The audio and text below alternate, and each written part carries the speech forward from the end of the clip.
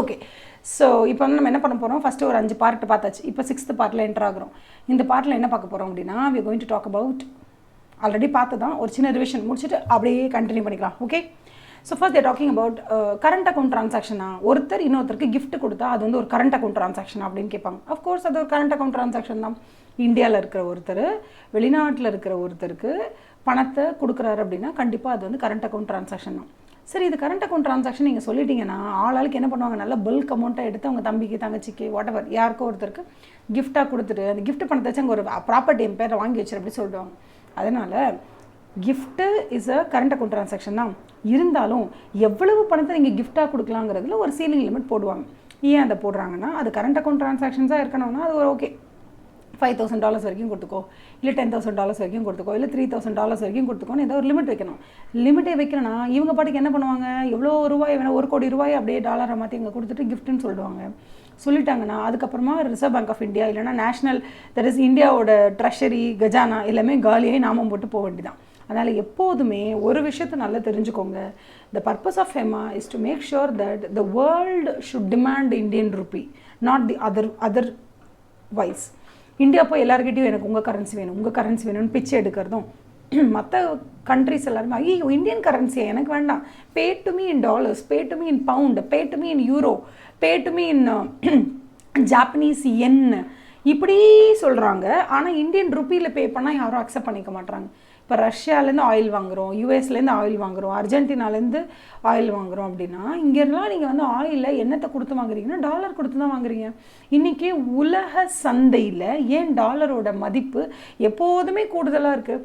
To you think the டாலரோட demand is very high because Americans are producing so many goods and services and as a result நம்ம எல்லாரும் அந்த American ப்ராடக்ட்ஸை வாங்கி consume பண்ணுறோம்.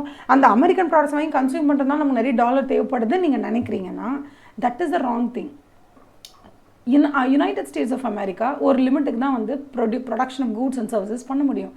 ஏன்னா அவங்கக்கிட்ட ஆஃப்டர் ஆல் ஒரு 40 கோடி பேர் தான் இருக்காங்க. அந்த 40 கோடி பேரை வச்சுக்கிட்டு அவங்க என்ன அப்படியே பிரம்மாண்டமாக ப்ரொடியூஸ் பண்ணி அப்படியே இந்தியாவுக்கே எக்ஸ்போர்ட் பண்ண முடியுமா? ஒன்றும் பண்ண முடியாது. மிஞ்சி போனால் technology research and development pharmaceutical ஏதாவது வந்து அட்வான்ஸ்டு ரிசர்ச் மெடிசன் அந்த மாதிரி ஏதாவது ஹை எண்டில் ப்ரொடக்ஷன் பண்ண உண்டே தவிர அவன் வச்சிருக்கிற 40 கோடி பேரை வச்சுட்டு உலகத்துக்கே படி கலக்கிற அளவுக்கு அவன் ஒன்றும் வந்து கோவிந்தா ஆள்லாம் கிடையாது. ஓகே, அவன் வந்து ஒரு நார்மலான ஒரு 40 கோடி மக்களை வச்சிருக்கிற அந்த 40 கோடி மக்களில் பாதி பேருக்கு மேலே பாவர்ட்டிலையும் இருக்கக்கூடிய வீடு இல்லாமல் ரோட்டில் வசிக்கக்கூடிய சாதாரண ஒரு 40 கோடி பேர் மக்களை வச்சிருக்கிற ஒரு கண்ட்ரி தான். இன்றைக்கி அவன் எப்படி இவ்வளோ பெரிய பணக்கார நாடாக இருக்கான் யோசிச்சு பார்த்துருக்கீங்களா? என்னைக்காச்சும் ஒரு விஷயம் நல்லா தெரிஞ்சுக்கோங்க. அவன் ஏன் அவ்வளோ பணக்கார நாடாக இருக்கான்னா அவன் ரொம்ப ஸ்மார்ட்டாக மூவ் பண்ணுறான். என்ன பண்ணுறான்? அரேப் கண்ட்ரிஸ் அவங்கக்கிட்ட தான் ஆயில் ஃபுல்லாக இருக்குது. உலகம் ஃபுல்லாக இன்றைக்கி ஒரு ப்ராடக்ட்டு கண்டிப்பாக தேவை அப்படின்னா இன்றைக்கி எல்பிஜி தேவை, ஆயில் தேவை, எல்லாமே தேவை. அது இல்லைன்னா இன்றைக்கி ரொம்ப பாதிக்கப்படுது. ஏன் இன்றைக்கி ரேஞ்சுக்கு எல்பிஜி புக் பண்ணால் கிடைக்க மாட்டேங்குது, டிமாண்ட் ஆகி போச்சு. ஏன்னா வார் நடக்குது, எல்பிஜி கிடைக்கலன்னு சொல்கிறாங்க. அப்போ தினசரி இன்றைக்கி இந்த ப்ராடக்ட் இல்லைன்னா நம்ம லைஃப்பை ஓட்ட முடியாது அப்படின்னா அது எல்பிஜி, பெட்ரோல், ஆயில் ப்ராடக்ட்ஸ். இது எங்கேருந்து வருது நீங்கள் நினைக்கிறீங்கன்னா அமெரிக்காவா உலகத்துக்கே படி அளக்குது? இல்லை. யார் படி அளக்குறா? படி அளக்கிறது யாருன்னா அரேப் கண்ட்ரிஸ் தான். அப்போ அரேப் கண்ட்ரீஸில் தான் ஆயில் அதிகமாக இருக்கணும் போது அப்போவே 70sலேயே யூஎஸ் என்ன பண்ணுறாங்க, அரேப் கண்ட்ரிஸ் கிட்ட ஒரு டீல் பேசுகிறாங்க. இங்கே பாரு, நீ உலகத்தில் யாருக்கு வேணும்னாலும் ஆயில் விற்றுக்கோ, ஆனால் இத்தனை ஆயில் எவ்வளோ நீ எத்தனை டன் கணக்காக எவ்வளோ வேணால் விற்றுக்கோ, எவ்வளோ பேரல்ஸ் ஆஃப் ஆயில் வேணாலும், க்ரூட் ஆயில் வேணாலும், எந்த கண்ட்ரிக்கு வேணாலும் விற்றுக்கோ. ஆனால் அந்த ஆயிலை விற்றுட்டு நீ அதுக்கு பணம் வாங்குற பற்றி அந்த பணத்தை உன்னோட கண்ட்ரியோட கரன்சியில் வாங்காத, திரம்லேயோ இல்லைனா இந்த என்ன சொல்கிறது வாட் எவர் அந்தந்த தினார்லேயோ இல்லை வந்து ரியால்லையோ அப்படிலாம் வாங்கக்கூடாது. நீ எதில் வாங்கணும்? டாலரில் தான் வாங்கணும். அப்போ ஆயில் அப்படிங்கிறத டாலரில் டினாமினேட் பண்ணி வாங்க சொன்னால் யூஎஸ்ஏ.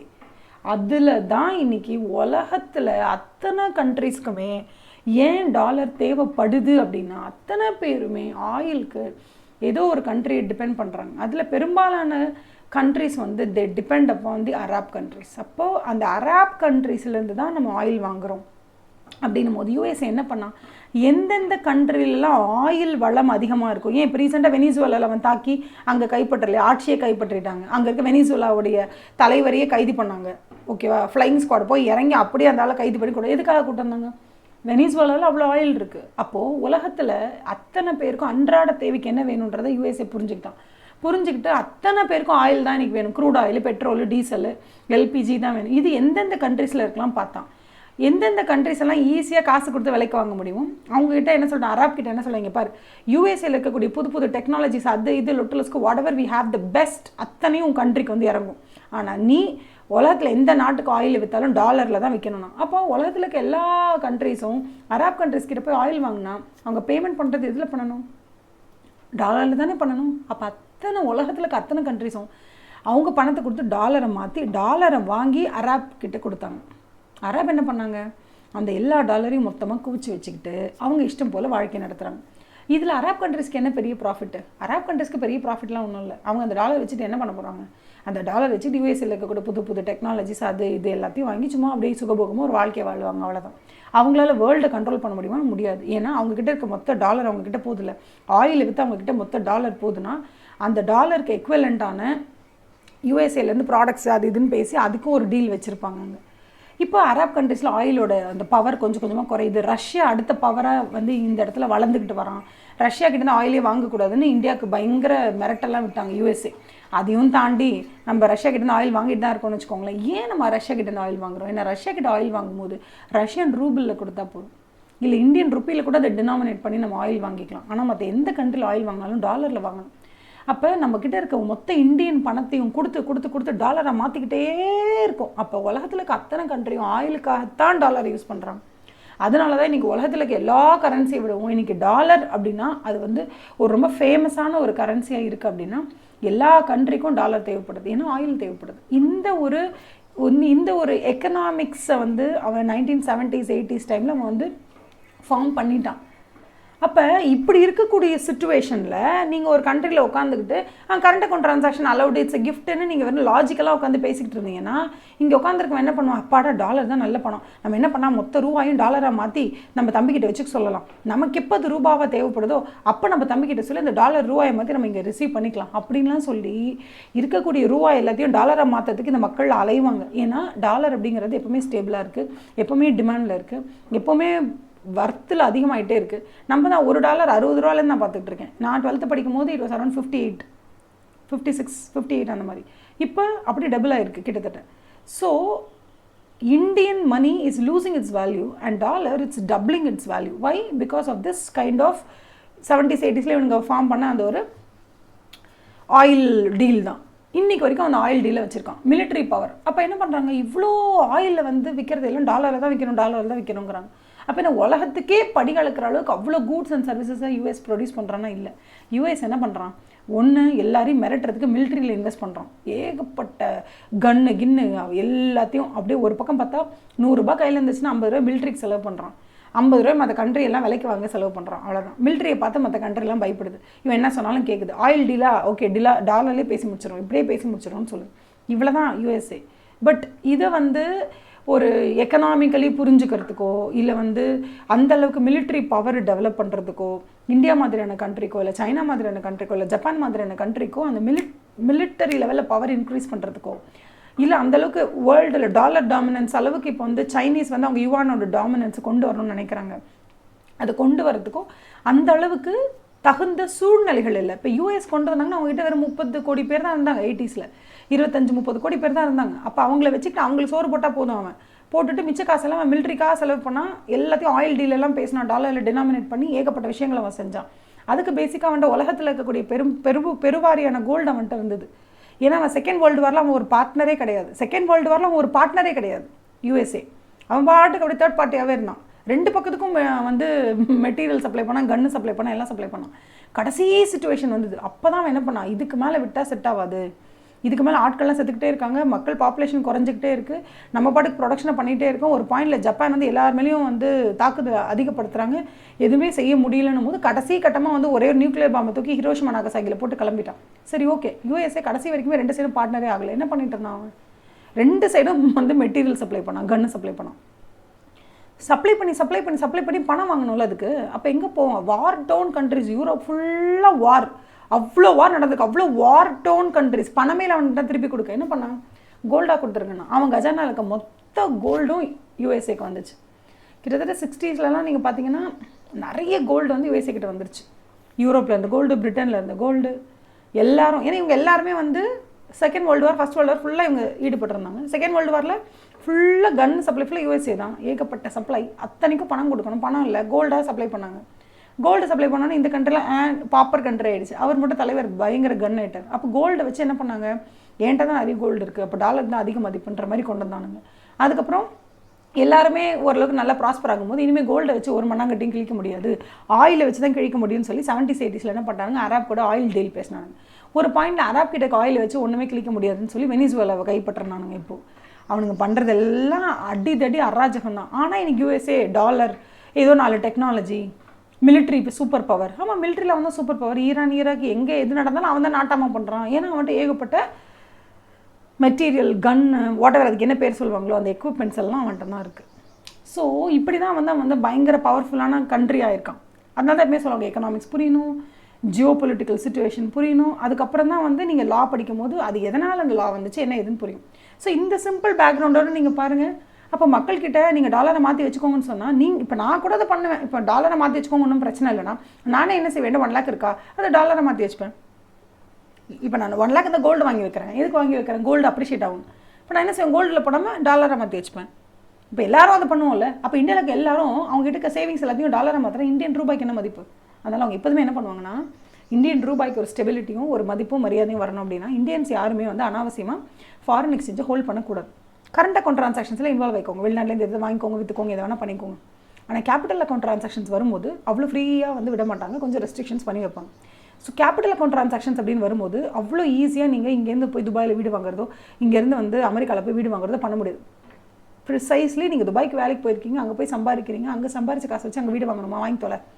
அது யாருமே இந்தியாவால் கண்ட்ரோலே பண்ண முடியாது. பிகாஸ் அவங்க வந்து துபாயில் வேலைக்கு போகிறாங்க, அங்கே தான் இருக்காங்க அப்படின்னாலும் ஆட்டோமேட்டிக்காக அது become person resident outside India. Person resident outside India அவங்களே சொல்கிறோம். ஏன்னா அவங்க சம்பார்த்தனையே வெளிநாட்டு கரன்சியில் இருக்கும். அவங்க அங்கே இடத்துல என்ன வேணால் பண்ணிக்கலாம். இப்போ நம்ம கண்ட்ரோல் பண்ணுறது யாருன்னா பர்சன் ரெசிடென்ட் இன் இந்தியாவில் இருக்கக்கூடிய ஒருத்தன், இந்தியன் ரூபாயில் சம்பாதிக்கக்கூடிய ஒருத்தன் இந்தியன் ரூபாயை கொடுத்து டாலராக மாற்றி வெளிநாட்டில் ஒரு சொத்து வாங்குறான் அப்படின்னு சொன்னால் அதை ரெகுலேட் பண்ண வேண்டிய பொறுப்பு ஃபெமாக்கு கண்டிப்பாக இருக்குது. ஃபெமாக்கு என்ன உயிர் இருக்கா, ஃபெமாக்கு உயிர் இல்லை. அப்போ என்ன பண்ணுவாங்க, அவங்க வந்து ஒரு டைரக்டரேட் ஆஃப் என்ஃபோர்ஸ்மெண்ட் அப்பாயிண்ட் பண்ணி அங்கே ஒரு கமிட்டி ஃபார்ம் பண்ணி அவங்க தான் வந்து கம்ப்ளீட்டாக அந்த ஃபெமாவை ரெகுலேட் பண்ணுறது, மேனேஜ் பண்ணுறது எல்லாமே பண்ணுறாங்க. அப்போ இவ்வளோ விஷயங்களுக்கு நடுவில் கிஃப்ட் கொடுக்கறது என்ன அக்கௌண்ட்டில் வரும் அப்படின்னு கேட்டால், கிஃப்ட் கொடுக்கறதுல எதில் வரும், கண்டிப்பாக கரண்ட் அக்கௌண்ட் ட்ரான்சாக்ஷன் தான். அதுக்குன்னு கரண்ட் அக்கௌண்ட் ட்ரான்சாக்ஷன் தான் நீ எவ்வளோ பணத்தை வேணால் கிஃப்ட் கொடுன்னு சொல்கிறதுக்கு நம்ம ஒன்றும் லூஸ் கிடையாது. ஸோ அப்போ அவங்க என்ன சொல்கிறாங்க அப்படின்னா, ஒரு பர்சன் ரெசிடென்ட் இன் இந்தியா அவனுடைய பணத்தை இங்கேருந்து எடுத்து 1 கோடி ரூபாயை மாற்றி அங்கே கிஃப்டாக கொடுக்குறேன்னா அதெல்லாம் அலோவ் பண்ண முடியாது. அதில் ஒரு சீலிங் லிமிட் போடுவோம்.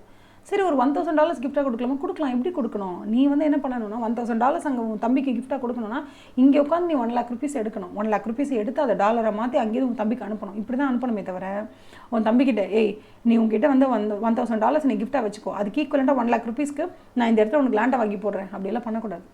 ஸோ அப்படி பண்ணிங்க அப்படின்னா தட் இஸ் இல்லீகல். அப்படி பண்ணக்கூடாது. ஏன்னா ஒவ்வொரு தடவையும் person resident outside India அவங்க பேரில் இந்தியாவுக்குள்ளே ஒரு ப்ராப்பர்ட்டி ரெஜிஸ்டர் ஆகுதுன்னா அதுக்கான பணம் நீங்கள் கிஃப்டாக கொடுத்தாலும் இல்லை வெளிநாட்டில் அவங்களே பணம் அனுப்பிட்டாலும் அவங்களே அங்கேருந்து இங்கே பணம் அனுப்புகிறாங்க, அதை வச்சு இங்கே வாங்குறோன்றது வேறு. இப்போ இங்கே நடக்கிறது என்னென்னா, நீ அவனுக்கு 1 லட்சத்தை கொடுக்குற, அந்த 1 லட்சத்துக்கு இங்கேருந்து பணமாக அமைச்சா கமிஷன் வருமேன்றதுனால, நீ கமிஷன் எக்ஸ்ட்ரா பே பண்ணணுமேன்றதுனால நீ உன் தம்பிக்கிட்ட $1000 எடுத்து நீ அங்கே செலவு பண்ணிக்கோ கிஃப்ட்டுன்னு, ஒன்றுமே பிரச்சனை இல்லை. ஆனால் என்னால் இங்கேருந்து அந்த $1000 அனுப்ப முடியும். நான் என்ன பண்ணுறேன், அதுக்கு பதிலாக இங்கே ஒரு இடத்த ஒன்று வாங்கி போட்டு வைக்கிறேன் அப்படின்னு சொல்லி வாங்கி வைக்கலாமா, வைக்கக்கூடாது. அப்படி வச்சா என்ன ஆகிடும்னா, person resident outside India ஒருத்தர் இருக்கான்ல, அவன் பேரில் உள்நாட்டில் ஒரு சொத்து பதிவாகுது. எப்படி அவன் அங்கேருந்து $1000 இங்கே அமிச்சா சொத்து வாங்க சொன்னால் அப்படி வாங்க சொன்னால் பிரச்சனையே இல்லைப்பா. ஏன் நமக்கு பிரச்சனையே இல்லை, ஏன்னா வெளிநாட்டில் அவன் டாலரை கொடுத்து இங்கே ரூபாயை மாற்றி 1 லட்ச ரூபாய்க்கு இடம் வாங்கி போடு, ஹூ கேர்ஸ். பிகாஸ் அந்த டிரான்சாக்ஷனில் நம்ம ஒன்று ரூபாயை கொடுத்து டாலரை மாற்றல, டாலர் தான் இங்கே ரூபாயை மாறுது. ஜாலி, நம்ம பாட்டுக்கு ஜாலியாக ரிலாக்ஸ்டாக சாஞ்சு உட்காந்துக்கிட்டு ஹாப்பி ஃபன் பண்ணுவோம். எப்போ இங்கே இருக்கிற ரூபா இன்னொருத்தன் பேரில் சொத்தாகுது, அதுக்கு ஈக்குவலண்ட்டான டாலரை நீ அவனை அங்கே யூஸ் பண்ணிக்க சொல்கிறியோ, என்ன ஆகுது அந்த இடத்துல? நீ அவனுக்காக 1 லட்ச ரூபாயை கொடுத்து அங்கே டாலராக மாற்ற வேண்டிய சிச்சுவேஷன் நீ அவாய்ட் பண்ணுற இந்த இடத்துல. அப்போ இதெல்லாம் பண்ணலாமான்னு கேட்டால் பண்ணக்கூடாது அப்படி சொல்கிறாங்க. எதுக்காக பண்ணக்கூடாதுன்னு சொல்கிறாங்கன்றதை நம்ம புரிஞ்சுக்கணும். அப்போ தான் என்ன சொல்கிறாங்க, is gift a current account transaction, why is there a restriction under current account regulation. Current account ரெகுலேஷன்ஸ்னு ஏன் இருக்குது, ஏன் கரண்ட் அக்கௌண்ட் ட்ரான்சாக்ஷன்ஸ் எல்லாத்தையும் ஃப்ரீயாக்கி விட வேண்டியதானே, அது கிஃப்டா அப்படின்னு கேட்குறாங்க. ஓகேவா? ஏன்னா if gift is a current account transaction, gift வந்து கரண்ட் அக்கௌண்ட் ட்ரான்சாக்ஷன், ஆமாம் yes gift is a current account transaction. Gift current account transaction வந்து அதையே ரெகுலேட் பண்ணணும். ரெகுலேட் பண்ணலன்னா நீ $1,00,000 கூட அனுப்புவேன், நான் என்ன பண்ண முடியும்? அப்போ என்ன ஆகுனா, இங்கேருந்து நீ $1 கோடி பணத்தை கொடுத்து அதை டாலரை மாற்றி அங்கே கொடுக்குறேன்னு வச்சுக்கோ, கிஃப்டாக கொடுக்குறேன்னா அதை வச்சு அவங்க சொத்தே வாங்கலாம். அப்படின்னு என்ன அர்த்தம்னா, உன் பேரில் சொத்து வாங்க சொல்லி நீ கிஃப்ட் மாதிரி பணம் கொடுத்தா நாங்கள் வாங்க சொல்கிறேன்னு அர்த்தம். அது தப்பு இல்லை. அதனால தான் it is because while there is no restriction on current account transaction, சில ரீசனபிளான ரெஸ்ட்ரிக்ஷன்ஸை இம்போஸ் பண்ணுவாங்க. ஓகேவா? அதர்வைஸ் பீப்புள் என்ன பண்ணுவாங்க, பல்கான பணத்தை ட்ரான்ஸ்ஃபர் பண்ணிவிடுவாங்க. எங்கே? அப்ராடுக்கு ட்ரான்ஸ்ஃபர் பண்ணிவிடுவாங்க. எந்த பேரில்? அண்டர் த கார்ப் ஆஃப் என்னது, கரண்ட் அக்கௌண்ட் ட்ரான்சாக்ஷன் பணத்தை அனுப்பி அங்கே சொத்து வாங்க சொல்லிவிடுவாங்க. அதனால நம்ம என்ன பண்ணுறோம், அதை ஒரு கண்ட்ரோலுக்கு கொண்டு வரணும்னு சொல்கிறோம். ஒவ்வொரு பேராகிராஃபும் படிங்க. If however person resident in India, ஓகேவா, gives a person resident outside India a gift in India in Indian currency for the PROI, it will result in fund lying in India, alteration of Indian asset. கரெக்டா? நான் சொன்னால இங்கேருந்து $1,000, இங்கேருந்து நான் $1,00,000 டாலரை மாற்றி அவன்கிட்ட கிஃப்ட் கொடுக்கறதுக்கு பதிலாக $1,00,000 இங்கே அசட்டை வாங்கி வச்சுட்டேன். அதனோட எண்ட் ரிசல்ட் என்ன? என் தம்பி அங்கே இருக்கான் நிக்கில், நிக்கிலோட பேரில் இங்கே ஒரு சொத்து பதியப்பட்டிருக்கு. அவன் பணம் கொடுத்தானா? இல்லை, என் பணத்தை வச்சு நான் பதிஞ்சிருக்கேன். அப்படின்னா என்ன அர்த்தம்? I have registered a gift, I have registered a land in the name of my brother who is a resident outside India without him contributing anything. அப்படிங்கிறது ஒன்று வந்துருச்சுல. Whether he contributed or not is not the problem here. The problem is, at the end of the day, there is an alteration of asset in India and the asset is bought in Indian rupees by his brother. நிக்கிலோட brother நான் அப்படின்னு சொன்னால், என்னோட பேர் ராஜான்னு வச்சுக்கோங்களேன். Raj has bought a property in the name of Nikhil for 1 crore rupees. So now this ends up having an alteration in asset for Nikhil, not for Raja. For Nikhil, there is an alteration of asset in India. For PRIA, for person resident in India, there is nothing is changing. அவர் என்ன பண்ணுறாரு, alteration இன் asset எல்லாம் எதுவுமே வரல. அவர் just அவர் வந்து ஒரு 50 lakhs தம்பி கொடுக்கணும்னு நினைக்கிறாரு, அதை வச்சுங்க கிஃப்ட் அவர் வந்து ஒரு லேண்டை வாங்கி போட்டுறாரு. அதனால் at the end of the day அவருக்கு ஏதாவது இங்கே ஆல்ட்ரேஷன் அசட் நடக்குதா இந்தியாக்குள்ளேன்னு? கிடையாது. ஆனால் அவங்க தம்பிக்கு நடக்குது. அதை அவர் கிஃப்டாக வாங்கி கொடுக்குறாரோ இல்லை அவன் அங்கேருந்து பணத்தை வச்சுக்கிட்டு, அண்ணன் உன் பேரில் நான் இங்கே ஒரு அசட்டை வாங்கி போடுறேன், என் பேரில் நீ இங்கே ஒரு அசட்டை வாங்கி போடுன்னு சொல்கிறான்னா தெரியாது நமக்கு. But at the end of the day நான் இங்கே அவன் பேரில் ஒரு அசட்டை வாங்கி போடுறேன், அவனுக்கு கிஃப்ட் கொடுக்கறதுக்கு பதிலாக இங்கே வாங்கி போடுறேன் அப்படின்னா, என்னை பொறுத்த வரைக்கும் என் பேரில் புது அசட் வாங்கப்படவும் இல்லை, விற்கப்படவும் இல்லை. ஆனால் என் தம்பி பேரில் புது அசட் இந்தியாவில் வாங்கப்பட்டிருக்கு. அதை தான் சொல்கிறாங்க, பர்சன் ரெசிடென்ட் அவுட் சைடு இந்தியாவுக்கு ரெசிடென்ட் இன் இந்தியா ஒரு கிஃப்ட்டை கொடுக்கும் போது, அதுவும் அந்த கிஃப்ட்டை இந்தியன் ருப்பிலே இந்தியன் லேண்ட் ஏதோ வாங்கி போடுறாங்க, that is alteration of asset. But whereas for person resident in India, இங்கே இருக்கிறவனுக்கு ஒரு அசெட்டோ லைபிலிட்டியோ கிரியேட் ஆகலை. As this transaction creates an asset in India for the person resident outside India, of course this becomes a capital transaction and there is a regulation for it. அப்போ என்ன சொல்லுவாங்க, இங்கே பாரு, நீ உன் தம்பிக்கு 50 லட்சம் ரூபாய்க்கு லேண்ட் வாங்கி கொடுக்கணும்னு நினைக்கிறேன், நான் இல்லைன்னே சொல்லலை, ஆனால் இந்த லேண்ட் யாருக்காக வாங்குறேன், உன் தம்பிக்காக வாங்குறேன். அப்போ உன் தம்பி தானே பணம் அனுப்பிச்சிருக்கணும். இல்லை, நான் என் தம்பிக்காக வாங்கி கொடுக்குறேன், வாங்கி கொடு, அப்போ அது கிஃப்ட் தானே. ஆமாம். At the end of the day அவன் பேரில் தானே அந்த பணம், அந்த லேண்ட் வந்து இட்ஸ் ரெஜிஸ்டர்ட். ஆமாம். அப்போ நீங்கள் என்ன பண்ணணும், அப்போ அவனை பொறுத்த வரைக்கும் அவனோட பேரில் இங்கே ஒரு அசெட் வந்து ரெஜிஸ்டர் ஆகிருக்கனா, அப்போ வெளிநாட்டு வாழ் இந்தியர் இந்தியாவில் ஒரு ப்ராப்பர்ட்டி வாங்கியிருக்காங்கன்னு தானே அர்த்தம். இது ஒரு கேபிட்டல் அக்கௌண்ட் ட்ரான்சாக்ஷன் தானே. அப்போ இது will come under the premises of capital account transaction அப்படிங்கிறத உங்களுக்கு சொல்ல ட்ரை பண்ணுறாங்க. ஸோ எல்லா நேரங்கள்லையுமே ரூபாயை டாலராக மாற்றி தான் அங்கே அசெட் வாங்கணும், அங்கேருந்து டாலர் கொடுத்து தான் இங்கே வந்து அசெட் வாங்கணும்னு அவசியம் இல்லை, அதை பண்ணாமே வாங்குவாங்க. இதில் நீங்கள் கேட்கலாம், மேம் இல்லை என்ன மேம் பிரச்சனை, ஒரு அசெட்டை இவர் பேரில் வாங்கினேன் அவர் பேரில் வாங்கினேன், இதில் என்ன மேம் பிரச்சனை அப்படின்னு நீங்கள் கேட்கலாம். நல்லா புரிஞ்சுக்கோங்க, நான் என்கிட்ட இருக்க காசு வச்சு என் பேரில் இங்கே அசெட் வாங்குறதுக்கும் என் தம்பி பேரில் நான் இங்கே அசெட் வாங்குறேன்னா சைட் பெனிஃபிட் எதுவும் இல்லாமல் என்ன பண்ணுவேன். அப்போ என்ன அர்த்தம், அந்த தம்பி என்ன சொல்கிறான், இங்கே பாருன்னா நான் இங்கேருந்து டாலர் அனுப்பிச்சு அங்கே ரூபாயை மாற்றி நீ வந்து மாற்றணும்னா அந்த மாற்றுறதுல நமக்கு நிறைய லாஸ் ஆகிடும். ஓகேவா? அதனால் நீ என்ன பண்ணுறன்னா, நீ வந்து யூஎஸில் you want to buy a land. அப்போ நான் என்ன பண்ணுறேன்னா, இங்கே வந்து ஒரு 50 lakhsக்கு வாட் எவர் இங்கே என்ன இருக்கோ அதை நான் இங்கே வந்து இல்லை டாலராகவே கூட நான் என்னோடய அக்கௌண்ட்டில் வச்சுருக்கேன், 50 லட்சம் ரூபாயை டாலர் வேல்யூ எவ்வளோ இருக்குமோ நான் அதை அப்படியே என்னோட டெபாசிட்டில் போட்டு யூஎஸில் வச்சுருக்கேன்னா, உனக்கு எதாவது எமர்ஜென்சின்னா சொல்ல அப்போ எடுத்துக்கலாம். அது வரைக்கும் நம்ம டாலர்லேயே அந்த பணத்தை ஹோல்ட் பண்ணலாம்னா, அதுக்கு பதிலாக அதே 50 lakhsக்கு நீ இங்கே வந்து எனக்கு ஒரு இடம் வாங்கி கொடுன்னு சொல்லுவோம். இப்போ இது என்ன மாதிரியான ஒரு ட்ரான்சாக்ஷன், இது ஓப்பன் ட்ரான்சாக்ஷனா, இந்தியன் கவர்மெண்ட்டுக்கு தெரியாமல் நடக்கிற ஒரு ட்ரான்சாக்ஷன். ஒருவேளை இவங்க கரெக்டாக அதை பண்ணியிருந்தால் அதனோட எஃபெக்ட் எப்படி இருந்திருக்கும்னு நீங்கள் நினைக்கிறீங்க? அப்போ இந்தியாவில் இருக்கக்கூடிய அண்ணன் என்ன பண்ணியிருப்பார் அப்படின்னு கேட்டிங்கன்னா 50 லட்சம் ரூபாய் டாலரை மாற்றிருப்பார். மாற்றி அந்த டாலரை அந்த தம்பிக்கிட்ட கிஃப்டாக கொடுத்துருப்பார். தம்பி என்ன பண்ணியிருப்பார், அண்ணா இந்த டாலரை வச்சு நான் இங்கேயே அசெட் வாங்கிக்கிட்டோமா இல்லை இந்தியாவில் வாங்கிக்கிட்டோமா என்ன ஏதுன்னு அவர் யோசிச்சிருப்பார். அப்போ அது கேபிட்டல் அக்கௌண்ட் ட்ரான்சாக்ஷனாக தானே மாறி இருக்கும். சரி ஓகே, அப்படி இல்லை, ஒருவேளை அங்கே இருக்கக்கூடிய தம்பி வந்து அண்ணனுக்காக என்ன பண்ணுறான், நான் வந்து உனக்கு லேண்டு வாங்கி தரணும்னு நினைக்கிறேன்னா நீ அங்கே லேண்டு வாங்கிக்கிறியா அப்படின்னு கேட்குறாரு. சரி ஓகே, நீங்கள் வாங்கிக்கிறீங்கன்னு சொல்கிறீங்கன்னு வச்சுக்கோங்களேன். அப்போ அவர் என்ன பண்ணுவார், அண்ணா 50 லட்ச ரூபா என்கிட்ட இருக்குது, நான் அதாவது அங்கே டாலர்ஸாக இருக்குது, அந்த டாலரை நான் ரூபாயை மாற்றி உனக்கு அனுப்புகிறேன்னா நீ வந்து ஏதாவது வாங்கிக்கோன்னு சொன்னால், ஒருவேளை இந்தியன் கவர்மெண்ட்டுக்கு டாலர் கிடச்சிருக்கோம்ல, ஈக்குவலண்ட்டான டாலர் உள்ளே வந்திருக்கும், அதுக்கப்புறம் தான் அது இங்கே ரூபாயாக மாறி இருக்கும். அதுக்கப்புறம் இந்த ரூபாயை வச்சு இங்கே நம்ம அசெட் வாங்கும்போது at the end of the day நீங்கள் இங்கே அசெட் தான் வாங்குறீங்க, ஒன்றும் பெரிய டிஃப்ரென்ஸ் இல்லை. உங்கள் தம்பி கொடுக்குற காசில் இங்கே நீங்கள் அசெட் வாங்குறீங்க. ஆனால் அதில் டாலர் பணம் உள்ளே வருதில்ல, at the end of the day ஃபெமாவை பொறுத்த வரைக்கும் more of foreign exchange Indian கஜானாக்கு வரணும், ஸ்டெபிளைஸ் ஆகணும், சஸ்டெயின் ஆகணும். இங்கே இருக்கிற பணம் வெளியில் போயிட்டே இருக்கக்கூடாது. அதுதான் அதை எப்படியாவது ரெகுலேட் பண்ணணும்.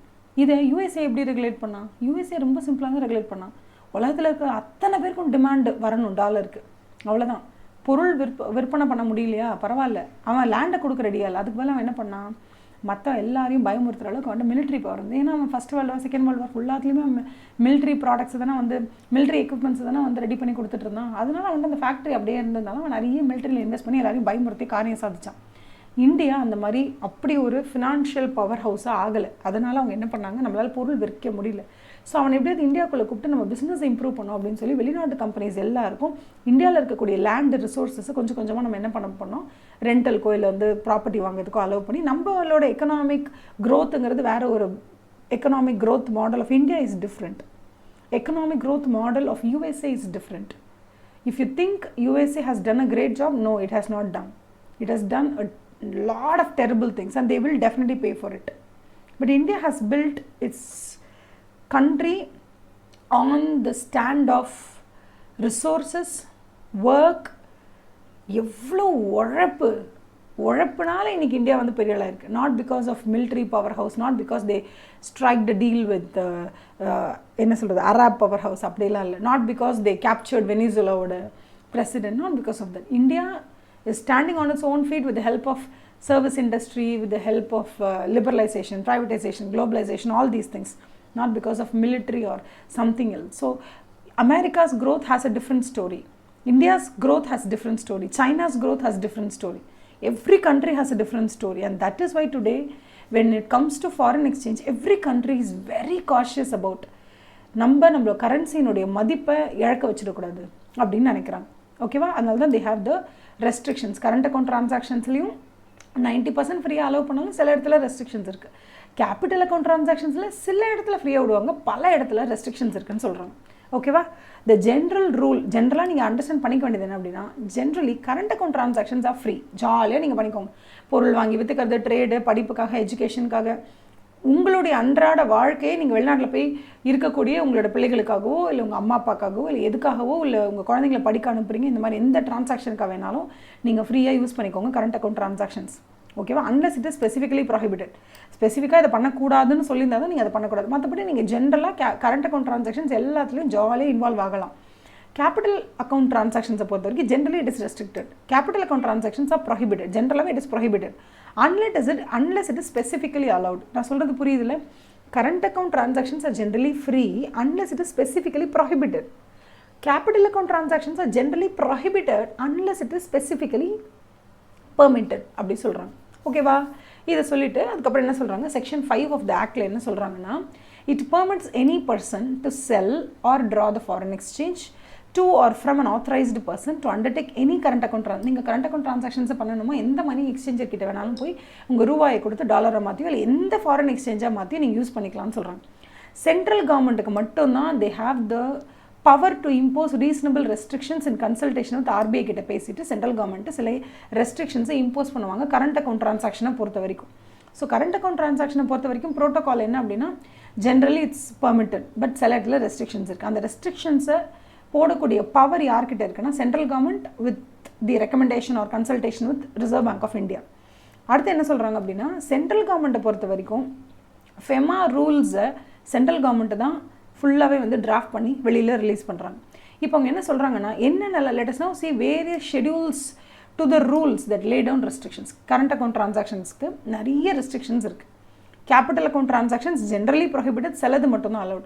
ஸோ எப்பவுமே ஷெடியூல் சொல்லும்போது என்ன பண்ணுவாங்கன்னா வாங்க நம்ம ரெஸ்ட்ரிக்ஷன்ஸை பார்க்கலாம் அப்படி சொன்னாங்கன்னா என்ன அர்த்தம்னா generally current account transaction is permitted, இதில் தான் ரெஸ்ட்ரிக்ஷன் அப்படிங்கிற வேர்டு யூஸ் பண்ணாங்கன்னா என்ன அர்த்தம் ஜென்ரலி யூஆர் அலௌட், இதை மட்டும் செய்யாதீங்கன்னு அர்த்தம். ரெஸ்ட்ரிக்ஷன் அப்படிங்கிற வேர்டுக்கு என்ன அர்த்தம்னா generally you're allowed to do everything, but இதை மட்டும் பண்ணாதீங்க, இதில் மட்டும் ரெஸ்ட்ரிக்டடாக இருங்கன்னு அர்த்தம். அதனால் எப்போல்லாம் அவங்க ரெஸ்ட்ரிக்டட் அப்படிங்கிற வேர்டை யூஸ் பண்ணுறாங்களோ அப்போல்லாம் என்ன அர்த்தம் அப்படின்னா you are generally allowed and restricted in certain ஏரியாஸ்னு அர்த்தம். இதுவே கேபிட்டல் அக்கௌண்ட் ட்ரான்சாக்ஷன்ஸை பற்றி அவங்க பேசணுன்னா ஷெடியூல் என்ன சொல்லிடுவாங்கன்னா ஜென்ரலாகவே capital account transactions are prohibited. அப்போ அந்த இடத்துல சில ஆக்ஷன்ஸை மட்டும் சில கேபிட்டல் அக்கௌண்ட் ட்ரான்சாக்ஷன்ஸை மட்டும்தான் அவங்க பர்மிட்டே பண்ணியிருப்பாங்க. ஸோ எப்போல்லாம் இந்த இடத்துல transactions for which withdrawal of foreign exchange is ப்ரொஹிபிட்டட்னு சொல்லுவாங்க. ப்ரொஹிபிட்டட்னா இதெல்லாம் பண்ணக்கூடாது, அப்போ ப்ரொஹிபிட்டட்னா என்றைக்குன்னு இதெல்லாம் பண்ணக்கூடாது அப்படி சொல்லிடுவாங்க. அலௌடு அப்படின்னா என்ன அர்த்தம், அலௌடுனா இப்போதைக்கு இட் இஸ் ஓகே, இந்தந்த ஏரியாலலாம் அலௌட். அப்போ கரண்ட் அக்கௌண்ட் ட்ரான்சாக்ஷன்ஸை பற்றி அவங்க சொல்லும்போது ஜென்ரலி அலௌட், இந்த இடத்துலலாம் ரெஸ்ட்ரிக்ஷன்ஸ்னு சொல்லுவாங்க. மோஸ்ட்லி கேபிட்டல் அக்கௌண்ட் ட்ரான்சாக்ஷன்ஸை பேசும்போது ஜென்ரலி இட்ஸ் ப்ராஹிபிட்டட் தான், சில இடத்துல மட்டும் நாங்கள் அலோவ் பண்ணுவோம், அதை மட்டும் யூஸ் பண்ணிக்கோங்கன்னு சொல்லுவாங்க. ஓகேவா? இப்போ ஷெடியூல் 1 ஓகேவா? இப்போ நீங்கள் என்ன பண்ணணும், யூ ஜஸ்ட் டூ அ ஹோம்ஒர்க்னா என்னென்னா I'll give you like 1 or 2 minutes gap. இப்போ நீங்கள் என்ன பண்ண போகிறீங்கன்னா ஷெடியூல் 1 ஆஃப் ஃபெமா எதை பற்றி பேசுது அப்படிங்கிறத பார்க்க போகிறீங்க. ஓகேவா? பார்த்துட்டு எனக்கு சொல்ல போகிறீங்க, நானும் உங்களுக்கு சொல்கிறேன். But then you also take your phone and check schedule 1 talks about what, and then we'll see what schedule 1 wants to tell us.